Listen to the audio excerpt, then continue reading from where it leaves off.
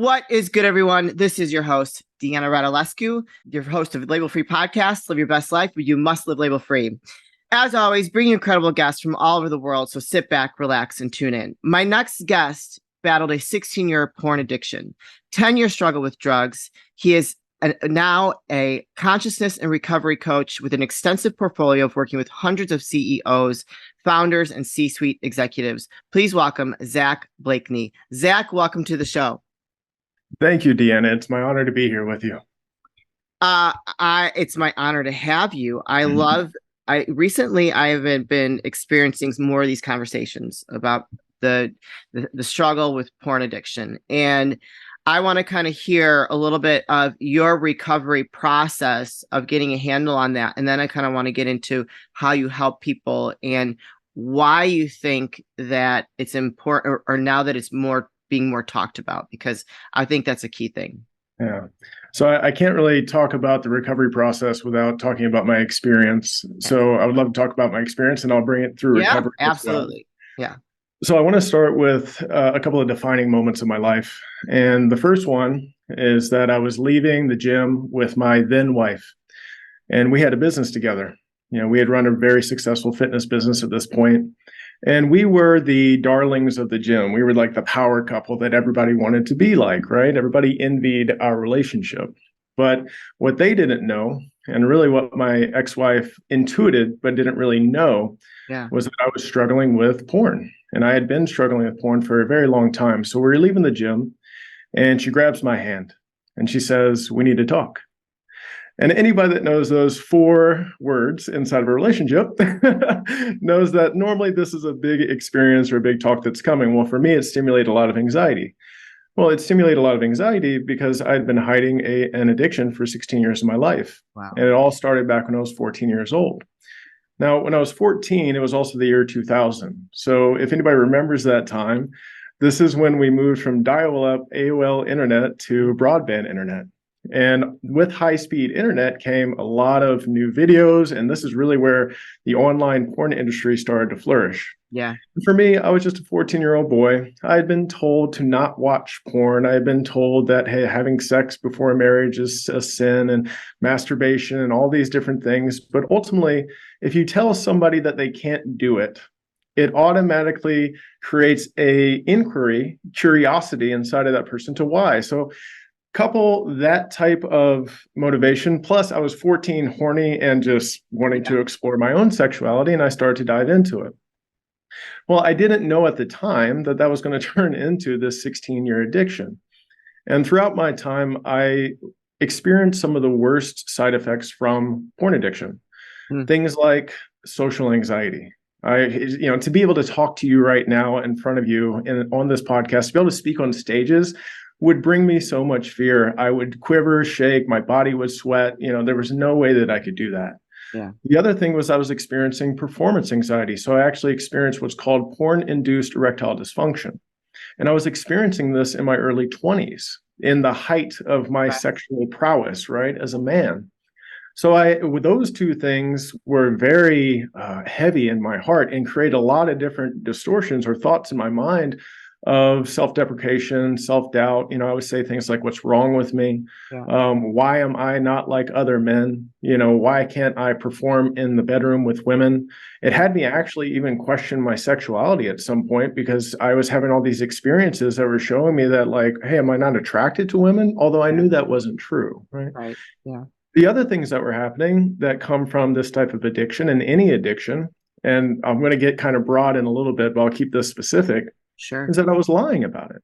Yeah. Right. So I like to say that there are 4 walls of dishonesty that keep an addiction alive. The first wall is hiding.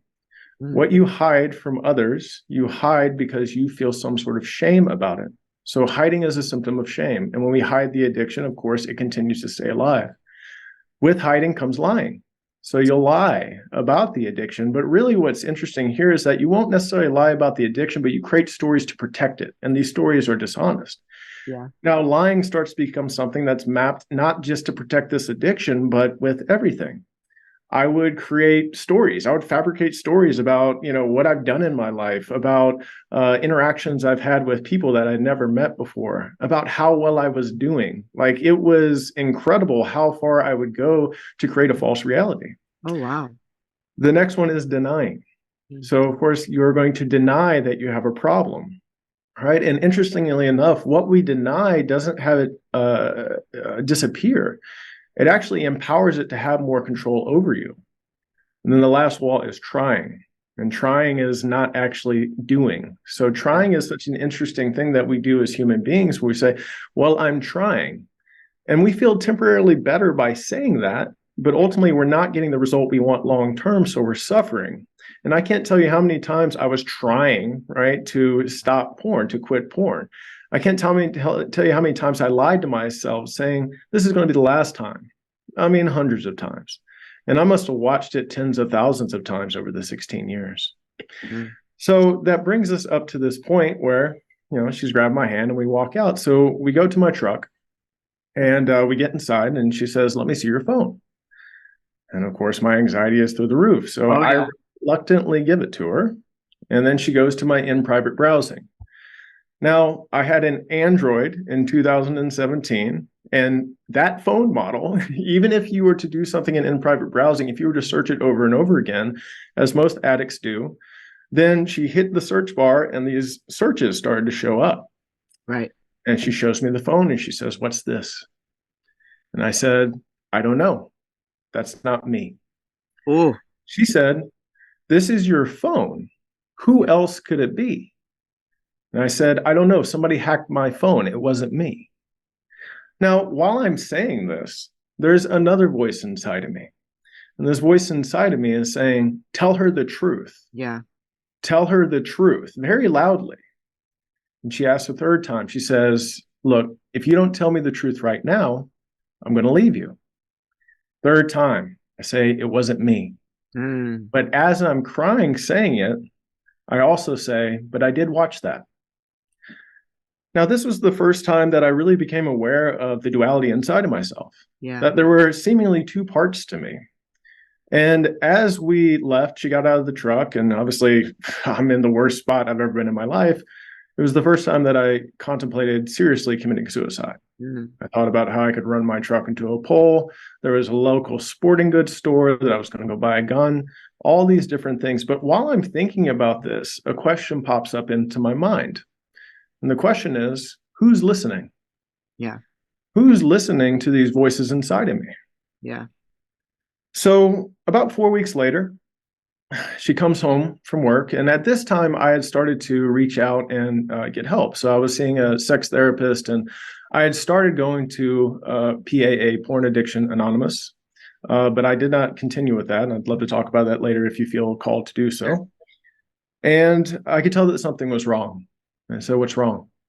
Now, at the time, you could classify me as what would be called anxious attachment, in a sense of, I need to talk about it right now. And if I don't talk about it right now, I'm not okay. Yeah. And she was anxious avoidant, which means I don't want to talk about it right now. Give me my space and I'll talk about it when I feel like it. Yeah. So I kept pushing and kept pushing. And ultimately, it ended up with her locking herself in our closet. And I was sitting on the other side of the closet and I was crying because I, just was sitting with the weight and the heaviness of my actions and how it led to this point. And I was saying, please don't leave me. I'm working on it. I'm working on it. And all of a sudden she swings open the door and she says, I want to die. And she starts running for the kitchen, presumably to grab a knife or something to harm herself with. And I get into the door frame and I block her and I look at her. And as I'm doing this, another thing happened. It was like every choice that I had made up to that point in my life started to flash in front of my eyes, like I was watching myself as a character in a movie. And I said to her, please don't do this. I'll go. I'll go. Now, this was a very painful time in my life because I also had got to the point where I realized that my choices had led the person that I loved the most at that time to no longer want to be on this planet. Yeah. And that was very heavy for me to deal with. Yeah. But then another question popped up into my head, which is who's watching? So on the recovery side of things, those two questions led me to the inner journey that I went on to answer these questions. Who's watching and who's listening? Yeah.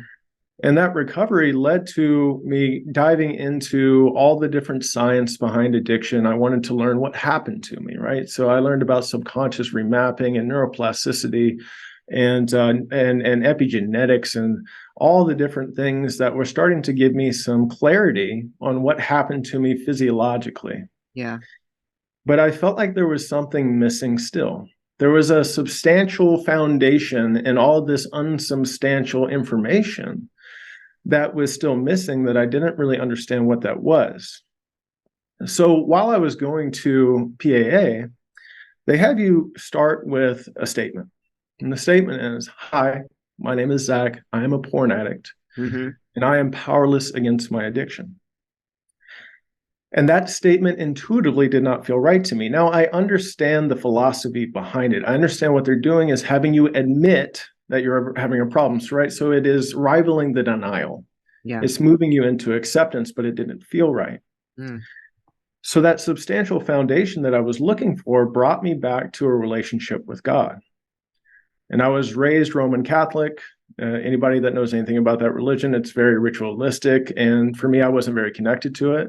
Mm-hmm. I then moved to being agnostic. And then when I was deep in addiction, I was straight up atheist. I didn't believe in anything.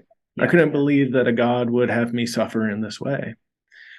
But then something opened up inside of me. It was like I was peeling back layers of my own bullshit and truth was coming forward. And a deeper truth came into me, which is that God was already within me. God was that voice that was saying, "Tell her the truth." Yeah. And that I am not separate from my creator, and neither is anyone on this planet. Mm.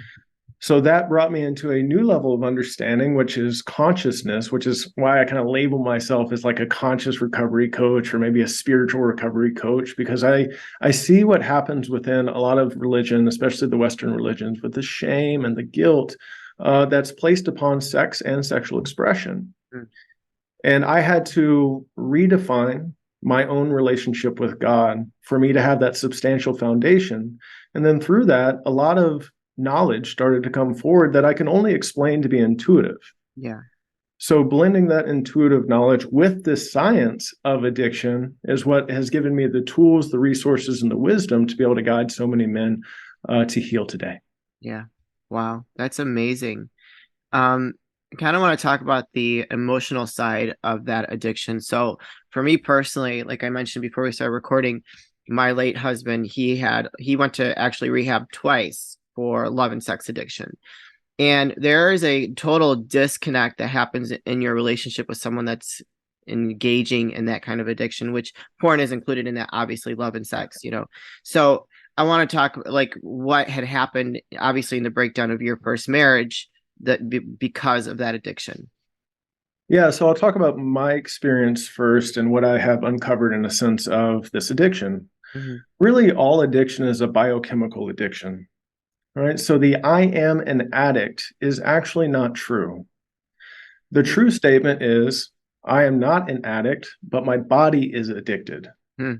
So there's a difference there. It's not an identification of being who I am, Right. but there's a biochemical addiction to the stress, which is the cortisol, to dopamine, to oxytocin. So when we look at porn addiction as being a very huge swing of an emotional cycle, it would start with feeling some sort of stress in your present moment. So the cortisol starts to come forward. Norepinephrine starts to be produced as well. And you don't want to experience that in your body. So your mind starts to want to avoid that experience. And in a sense of avoidance, you'll start to look for things that want to rival that with dopamine. Well, if it's porn, you'll start opening up tabs. Now, dopamine is an interesting chemical because dopamine is produced from anticipation. So just by starting to be anticipating what you're about to do, dopamine is produced. Then once you start to open up tabs, a dopamine shot also comes as well. So for myself, while I was in the middle of addiction, I would open up like 9 or 10 tabs at a time. Wow. But really, I would only really watch 1 or 2. And that was just dopamine just being produced from opening up these tabs and these different scenes. Mm. Then once you get to the point where like, okay, I'm going to watch a scene, and you start to do it, and then you end up going through with orgasm, Yeah. you experience oxytocin and a huge dopamine release. Mm. Now, after that, then comes in guilt. Yeah. Guilt that I'm doing a bad thing, and then shame. I Mm. am a bad person. Mm. And this can be compounded with promises that you're not keeping to yourself about how you're not going to do it again, standards that you've created of what you think a nice guy is or a good guy is, all these different things, right? How it affects your relationship and how you're not actually experiencing sex with your partner. There's just so many different things that can come forward that create this guilt and shame. Well, guilt and shame is now stress again. Yeah. Cortisol, norepinephrine, and this is a compounding effect. So now you're going to bring this guilt and shame back into your present moment, and now your present moment becomes even more intolerable, in which you want to be able to escape it. So if you think about this, you're going from the very low end of shame and guilt on the emotional spectrum to the very high end, which oxytocin is actually the producing of love, right? The chemical of love, back to the very low end, swinging back into the shame and guilt.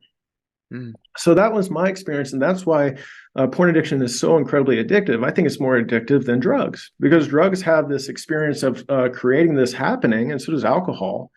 Right. And sure, you can swing back, but ultimately the availability and also the fact that it is tied to your sexual center, which ultimately is connection and love, is why it's so incredibly damaging for men when it comes to connecting with their partner. Mm. So for my partner at the time, I like to say that the worst thing about addiction is that, especially sex addiction, is that you can't experience love in the way that it's meant to be experienced. Love in its most pure form is unconditional. It's connected. It's felt in the body. You can feel the connection with your partner, and you know that that is a safe feeling for you, because ultimately love is the biggest safety that we can feel. Mm. So for her, when I started to experience like PIED, and I wasn't able to be intimate with her, and I started to be afraid of these experiences, she started to create stories in her head. Of course, yeah. Right? You don't love me anymore. Mm-hmm. I'm not good enough for you. I'm not worthy enough for you. I'm not pretty, right? All these ways that she was self-deprecating based off how I was showing up. Yeah. And none of that was actually true, right? We're living in the illusion of addiction. So none of that was actually true. The truth of the matter is that I loved her so incredibly much, and I would shame and guilt myself for not being able to show that love to her. And then that just drove me back into the addiction, right? Back into porn. So one of the other pains that I experienced again is that when you do this, a lot of times when you have this type of addiction, you end up hurting the people you love the most. Yeah. And that is very difficult to deal with for a lot of the gentlemen that I work with, and a lot of the couples that I end up working with as well, because they want to be able to work through this and understand these things. But without this level of understanding, so much anger and shame and guilt starts to be a wedge in between true, authentic connection with each other. Yeah. Yeah. It's tough, but I mean, it's not impossible to get through it once you understand it, right? And the reasons behind it, and what that vicious cycle is all about. I think that there is a compassion that you can experience for that person that is going through it. At least that's what what I did. I started reading tons of books. Yeah. Like, I just want to get educated on how I can help, how we can fix this. And like I said, he went to rehab twice for it. And he had always told me, he's like, you make me want to be a better man. And that was like, that's the best compliment any woman can have. And luckily we got through it, obviously. And I was with him for 17 years of my life before he passed away. So, but it is a very emotional type of an addiction, you know what I mean? Opposed to, I mean, there is that physical part, obviously, where, you're going through that whole vicious cycle and you're orgasming, but I think it's more emotional than it is like when you are addicted to alcohol or drugs. Yeah. Well, emotions are the cause, right? So you talked about that your husband or your ex-husband went through rehab twice, right? Yeah. So it's studies show that basically rehab facilities have about a 50 to 70% success rate, right? And that's depending on they don't show like specific type of rehab facilities, but think about that. That's a 50-50 shot of this working. Yeah. Well, the first part of it is what I see as being a fallacy inside of it is, one, you're just taking away the stimulus. You're just taking it away for that amount of time. And that's just a Band-Aid. That is just taking away the effect, right? And then, yes, there is the work with therapy. But again, inside of the 12-step process, at some point, where can we start taking responsibility inside of it? And they do it towards the middle half of it, but still, we're not addressing the deeper cause and creating what I call emotional alchemy towards that cause. Alchemy is where we take something that you are shameful about that you end up loving yourself for. Without that switch at the cause level and doing the inner work for that to occur, then shame is still going to be the cause emotion, and then you're going to have an effect, right? So you can take away porn for 90 days, but then come back and maybe porn isn't what you go for next to avoid, but maybe then it's drinking, maybe then it's drugs, maybe then it's social media, maybe it's something else, right? Because ultimately you're just trying to avoid the shame without accepting it, learning to love it, and then shifting that energy at a baseline. And that's all emotions are energy in motion. Yeah. And science has proven, and now we all intuitively know, that this big reality that we find ourselves is just all energy formed in different ways. So that is the causality. So until we can actually heal from the causes that are creating the effect of the addiction, then the addiction is going to remain in cycle, just as he went to recovery twice, right? For this to occur inside of his life. Yeah. Now you said in your bio you had a 10-year struggle with drugs. So was that like did you were struggling with drugs while you were struggling with porn at the same time? Yeah, I started smoking weed in college, and to me at this point, being removed from weed, it was still a way to avoid. I mean, I have no problem with people that use it in a sense of the medicinal purpose for it. I mean, it has incredible qualities. The fact that we have outlawed a plant that has so many different qualities of use when it comes to like your clothes and anxiety and just so many different paper, right? All these different things is just absolutely ridiculous. Yeah. But for me, I was using it as a way to avoid. Sure. Right. And then as I started to actually get with my ex-wife, I was introduced to the harder drugs, things like cocaine and MDMA. And all the things. I was participating with her because she was using this as well as a way to avoid her pain, right? Get these temporary highs. So I like to say that I almost made myself bipolar through the drugs, where I would go party on the weekend and then I would have the low on Monday, Tuesday, Wednesday. I would find myself crying on a couch on Monday. And I'd finally come back to what we could consider my baseline at the time, which was still highly anxious. Yeah. And then I would go and, party on the weekends again. So, this just started compounding over time. And, I like to say that, in my belief and what I know to be true is that hell isn't some place that we go to after death. Hell is what we experience on earth when we experience that type of suffering. Yeah, I would agree with you there. Now, I had a question for you when we started. Why do you think it's important to be talking about porn addiction now? Well, at a very deep level, and I'm just going to go there right now. Absolutely, go there. Our sexual energy is our creative energy. It is our life force, right? So when we look at this from a collective consciousness, so take a step back and like you're observing the collective and what we have done to sex in the sense of shaming and guilting it, this is creating repression. Mm-hmm. So when we repress something, especially our sexual expression and sexuality, well, it has to be expressed somewhere, right? So this repression of sexual expression then has created the porn industry to be overexpressed with this jungle, right, of all these different genres and all these different, what I would say at this point, depraved ways of experiencing sex. And anybody that's ever been on a porn site, it's very easy to fall into these genres because you go onto a porn site, you got one video in front of you, and then you got 100 others that are just clickbaiting you to go down these different levels of experiencing this dopamine and different ways of looking at it. Yeah. So the things that most guys are watching, they get so shameful about what they're watching because, again, it's so far away from what sex actually is that it's very difficult for them to even believe, to identify with anything other than what they're watching. Yeah. So this repression has been the real sin to happen for us as a society. And then also when we look at this, right, our sexual energy being our life force energy, and also when you experience sex the way it's supposed to be experienced, it is a giving of energy with each other.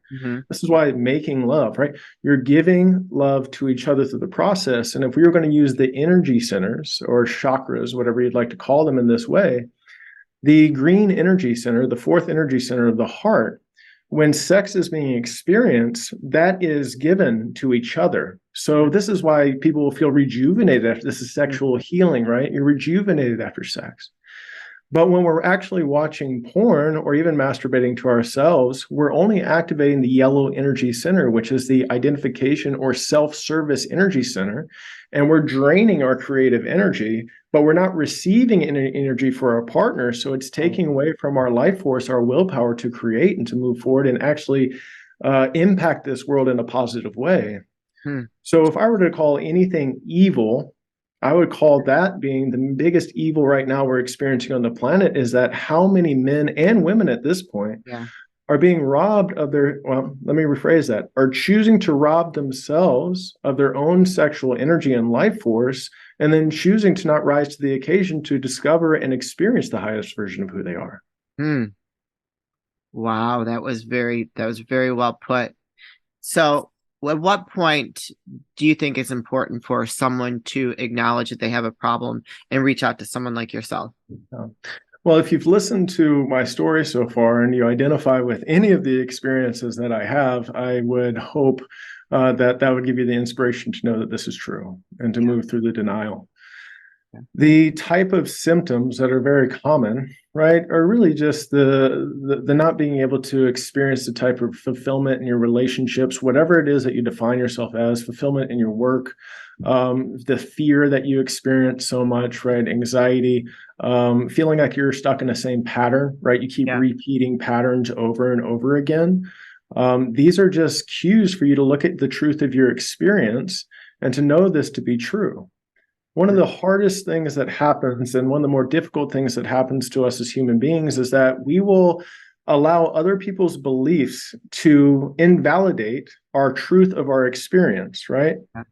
Right. And when we do that, then we're going to be lost anyways, because our experience is where the truth is. It's telling you what that is. But then we have some outside source telling us who we are. And so the pain and the disconnect is there. Yeah.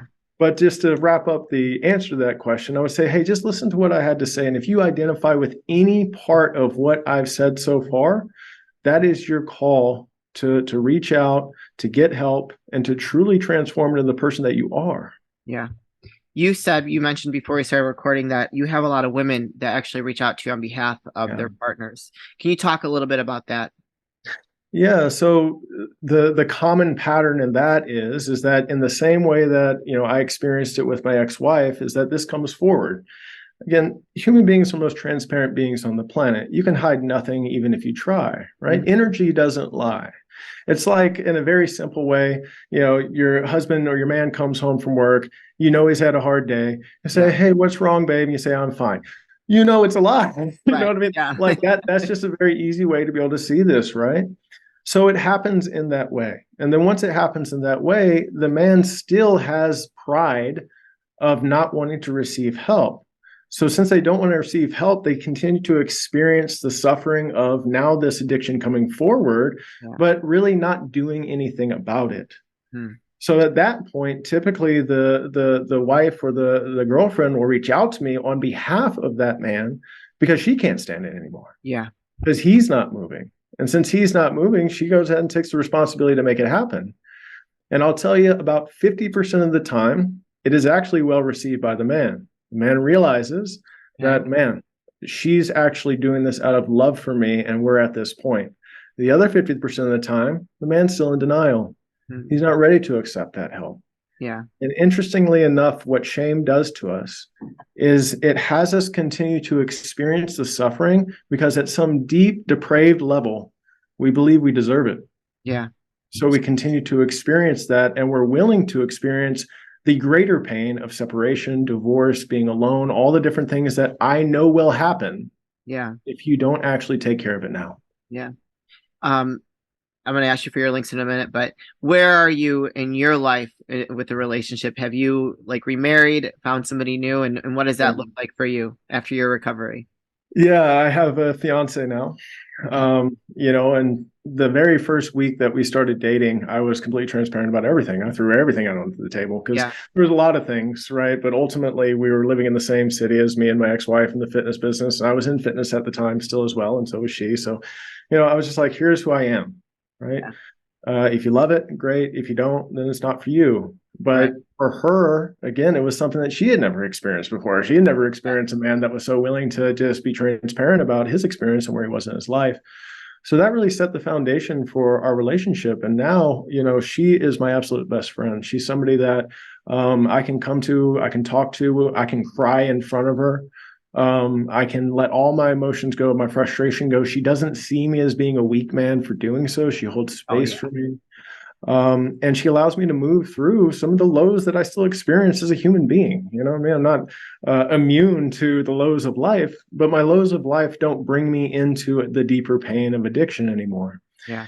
It took me about, so when I started to heal, I went a solid 6 months without watching at all.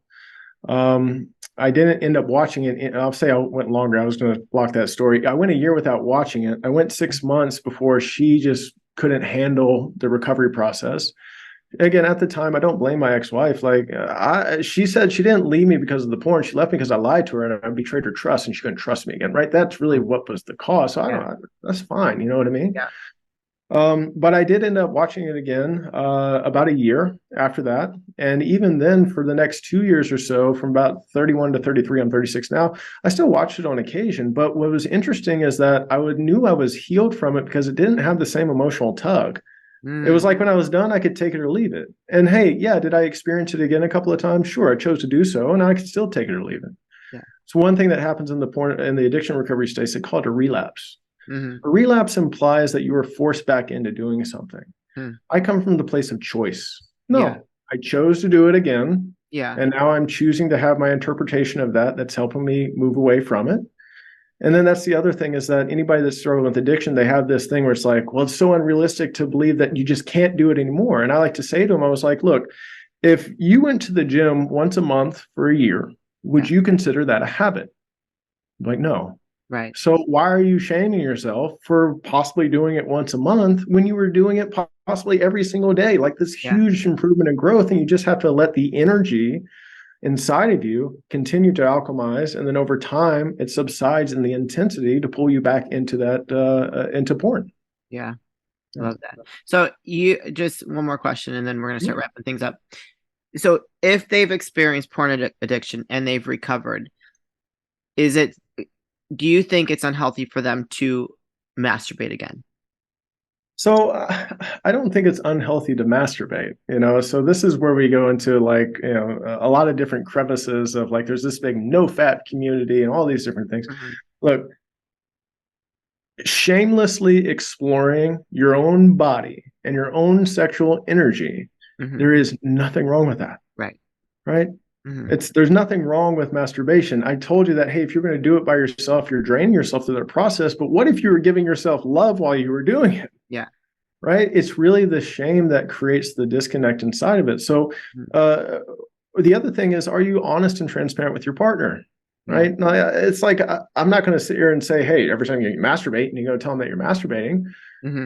But what if you had a relationship like that? Yeah.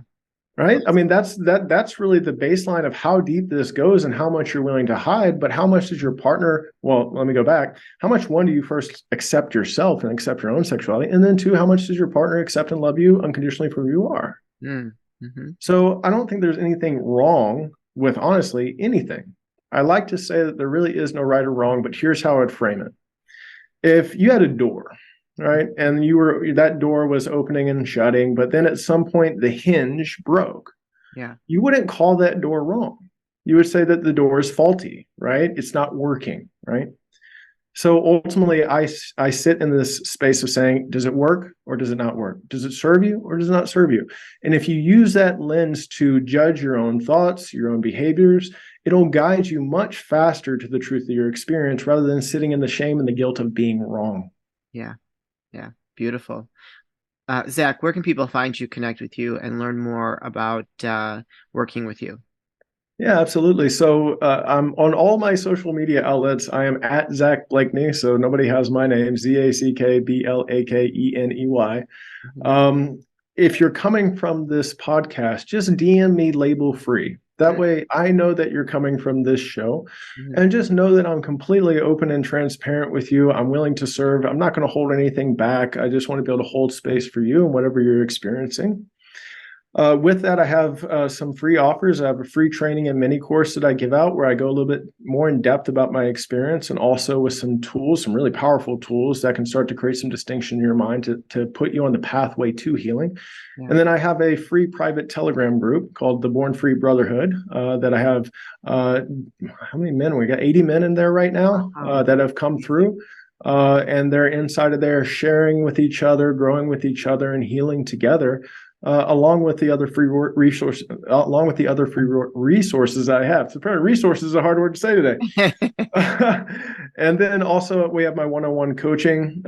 Is www.iambornfree.com/get-free today. I have .net on here. Is it okay? Cool. .com or .net? .net. Oh, excuse me. Okay. .com. Right. Freudian slip on that one. That's all right. So if those are going to be in the show notes, maybe that's the easiest way to find those things. Yeah. But just know that I'm willing to be there for you because that's what it takes. Yeah.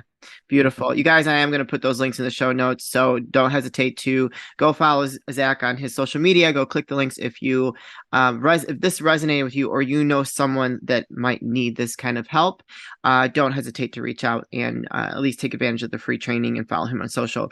Zach, this is the part of the show where I like to ask for last words of wisdom or advice. What would you like to leave with us today?